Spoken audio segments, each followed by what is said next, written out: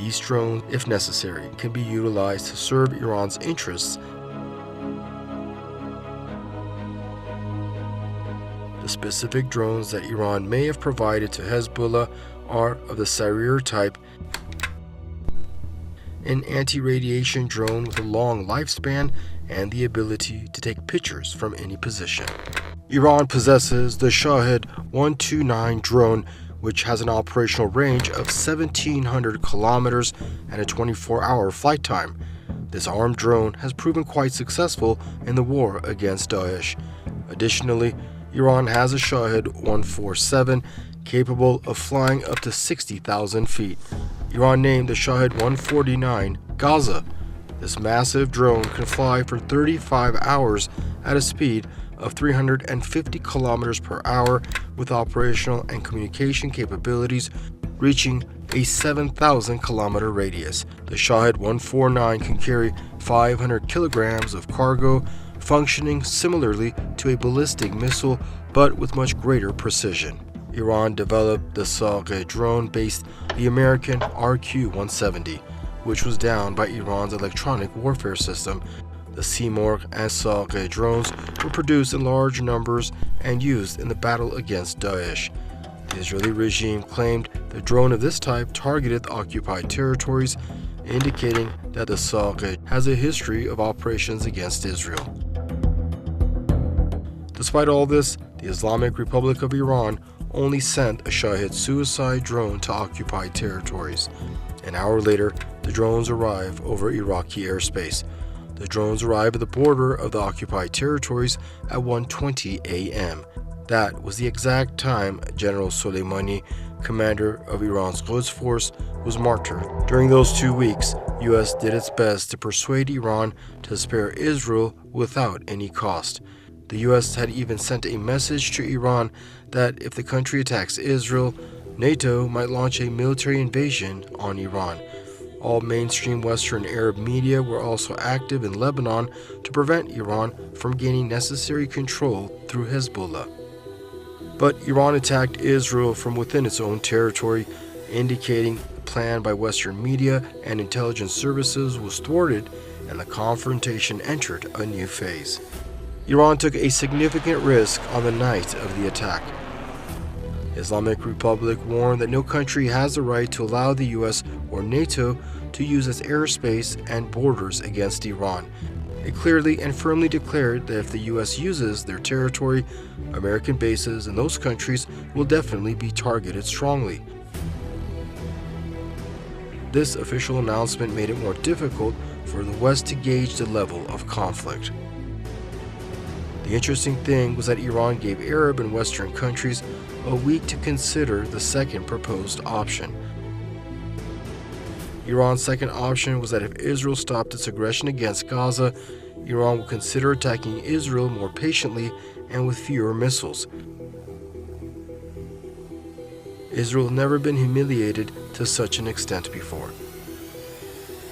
The US, the UK, France, Germany, and Italy mobilized all the resources in Qatar, the UAE, Saudi Arabia, and Jordan.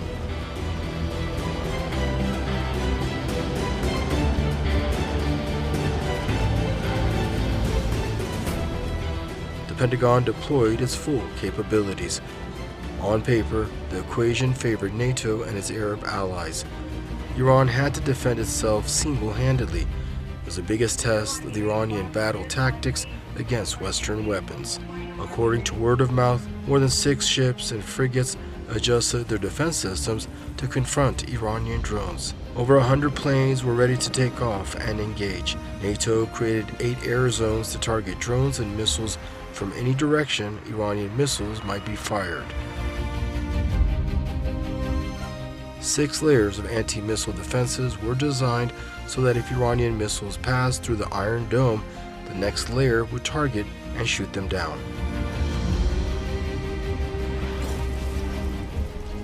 These are the measures in place before even reaching the Iron Dome.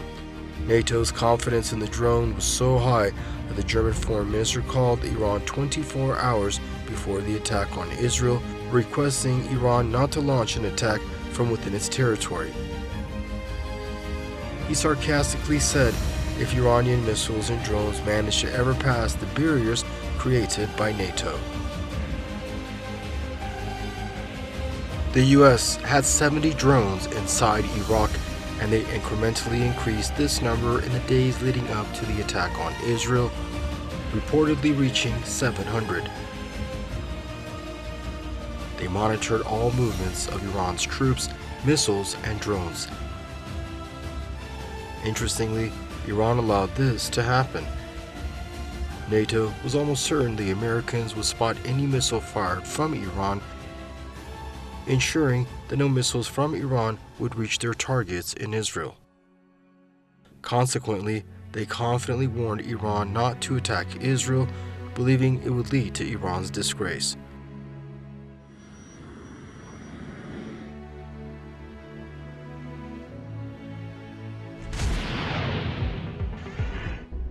Turkey's Incirlik base, with 5,000 personnel and a large number of AWACS aircraft, naturally entered Iran's border observation field. Iranian drones needed about 5.5 to 7 hours to reach the Zionist regime's border, as they were not moving at high speed.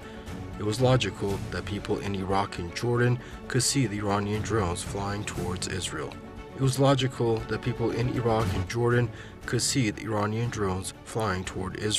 The airspace in Iraq and Jordan was completely under U.S. control. The number of UAVs that slipped through the NATO defense system and interceptor fighters was considerable. Even the daughter of the Jordanian monarch took off in a U.S. fighter jet to shoot down Iranian drones. Iran had to contend with all of them. Iran did not deploy any of its significant weapons, and its missile and defense arsenal was not forced to operate. Only very old weapons were used, while NATO engaged with all its might. A difficult confrontation began. Finally, the main show started. The NATO system and the entire Iron Dome were engaged with drones and cruise missiles. Ballistic missiles began firing. The main wave of the IRGC attack in Operation True Promise included ballistic missiles. Due to their high speed, the missiles entered the airspace of the occupied territories within minutes.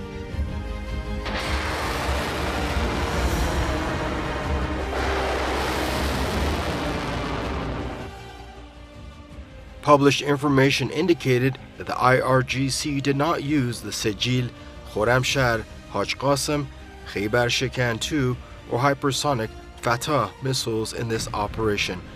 So Iran's main missile arsenal in the ballistic sector was not used. Yet the Iron Dome was completely engaged in confronting the Iranian missiles. But which missiles? By examining the list of Iran's missiles that struck Israel, the ones likely used were Dezful with a range of over 1,000 kilometers, the Qiyam 2 with a range of 1,000 kilometers, Rezvan with a range of 1,400 kilometers, Khaybar Shikan 1 with a range of 1,450 kilometers, the Imad with a range of 1,650 kilometers, and the Qadr with a range of 1,950 kilometers. The first two were probably used against the target in occupied Golan Heights, considering the distance from the firing zones to the impact areas. In this list, Dezful and Khaybar Shikan are solid fuel, while the rest run on liquid fuel and are launched vertically. All of them have mobile launchers. One notable aspect of Operation True Promise is how the enemy faced missiles fired from different ranges.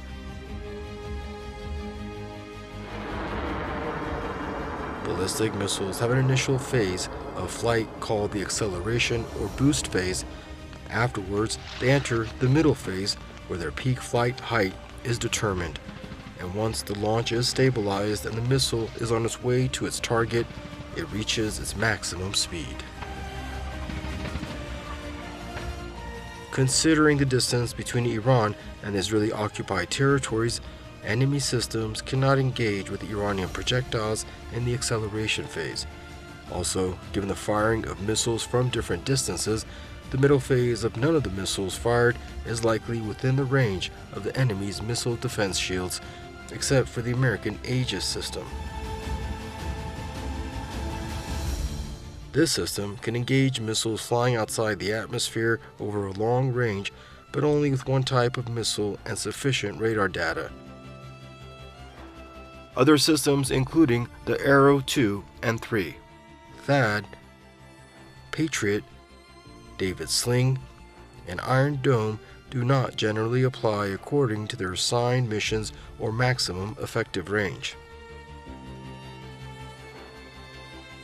Some images attributed to the parts hit by missiles following the path of the projectile on a non-divergent ballistic orbit and within a certain range seem to be related to projectiles carrying small munitions and fragmentation warheads. What some analysts have correctly mentioned, and as the commander of the IRGC Aerospace Force has also stated differently, is that Iran used its ordinary and well-known equipment in this operation whose main flight information had already been received by Israel. However, as the Zionist regime was on the defensive, it was forced to use everything it and its partners had to defend against Iran's large-scale attack, which disclosed various information about their operational capabilities. Now, in a practical battle, using only 8% of its arsenal, Iran has understood and challenged the entire defense power of NATO. Most importantly, with a small number of projectiles, Iran managed to force Israel and its allies to engage all their ready-to-fire missiles and include all secret radar systems in the defense network. Naturally, if the Islamic Republic of Iran seeks to expand the conflict after the Israeli defense system's conflict capability reaches its end, Iran will level some parts of the occupied territories to the ground. Everyone in the Israeli army is filled with apprehension. Anyway, Iran stopped the operation there and said it was an operation to punish Israel. In any case, obtaining information about the performance of the Israeli and NATO defense networks and the radius of their influence in the final conflicts with the Israeli regime will be useful for many parties. China and Russia might even want to buy Iran's information. While Israel and NATO need at least a few months or years to update their missile capabilities, Iran has not yet deployed its trump cards such as the Khaybar Shekan 2, the Fatah 1 and 2, and Khorramshahr 4 missiles. It also did not use some older generation missiles like Sejil, Haj Qassam, and Khorramshahr 2 in this operation.